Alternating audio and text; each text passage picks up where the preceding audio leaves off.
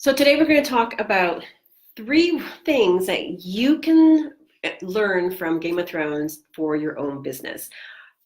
Huge Game of Thrones fan here, and if you saw the Battle of Winterfell, that was 2 Sundays ago. I was watching it and thinking, there's like some really good lessons here for business. And I know it seems like a bit of a stretch to go Game of Thrones, mythical fiction, and huge production and business, but the two actually intersect. And here's why. So here's the three lessons I think that we can take from that battle and apply to your business. Number one, and then you've probably all seen this show by now, so I don't feel like I'm giving out spoilers, but at the very beginning, they just sent out all those Dothraki into the dark. And they had their torches. They're like, yeah, we're going out to meet the White Walkers. And then all of a sudden you saw that the torches just disappear. Which was like, okay, well, those guys are toast. What was the lesson there? Strategically, that was a really bad move. They took some of their strongest warriors, and on horses yet, because otherwise they don't have, that was all they had were those horses. They didn't have any other form of mobility other than being on foot and a dragon, well, 2 dragons. And they went out there into the dark, took their strongest warriors and threw them literally to the undead wolves. So that was a strategic mistake.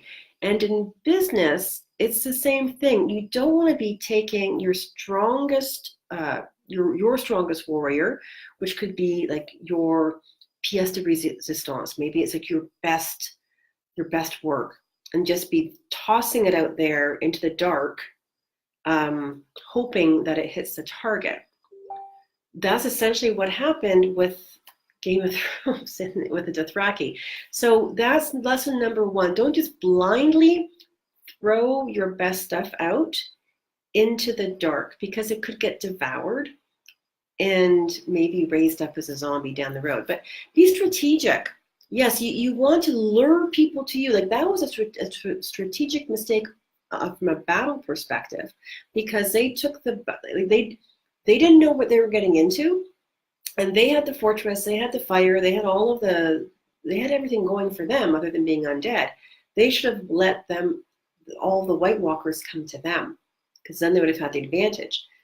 That's what you want to do in your own business. You want to let them come to you. So you want to throw out that bait so that people you want are coming into your atmosphere. And then you're on your turf. You're on your solid ground, and then you can take your strongest and strategically use them, as opposed to just throwing it and getting lost forever. Okay, number 2, the other lesson that I learned from watching that show was they made a really dumb mistake by building those trenches with all of the fire behind all of their fighters. They had nowhere to go when they backed up. Okay, they literally had built themselves into a corner, because they had all those trenches with all the wood sticking up, and then they lit it on fire. So it's like, okay, well, great. Well, this is our defense against the White Walkers. But then they had most of their army in front of that trench. They should have had their army behind that trench. So when you create a line of defense, make sure that you're not leaving yourself vulnerable by being out in front of that. What do I mean by that?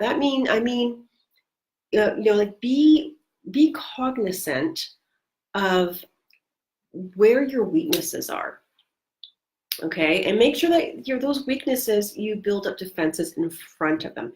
Maybe your weakness is you don't have maybe your cash flow. All small businesses, we tend to have cash flow is a common stressor for small businesses, especially when you're starting out and you're not that build up.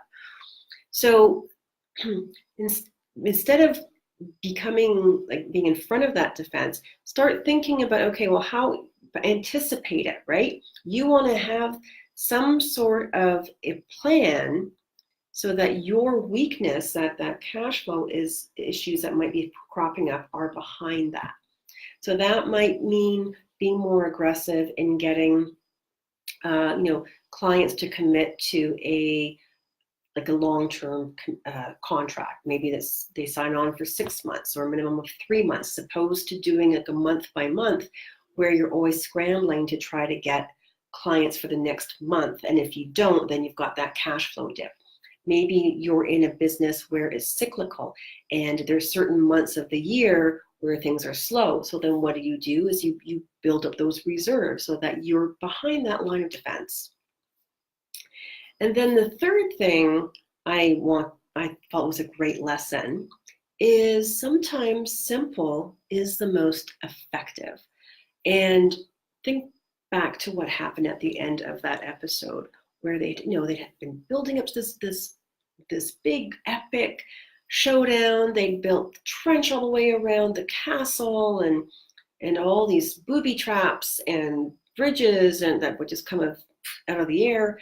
The dragons and somehow the White Walkers they literally just walked on top of each other.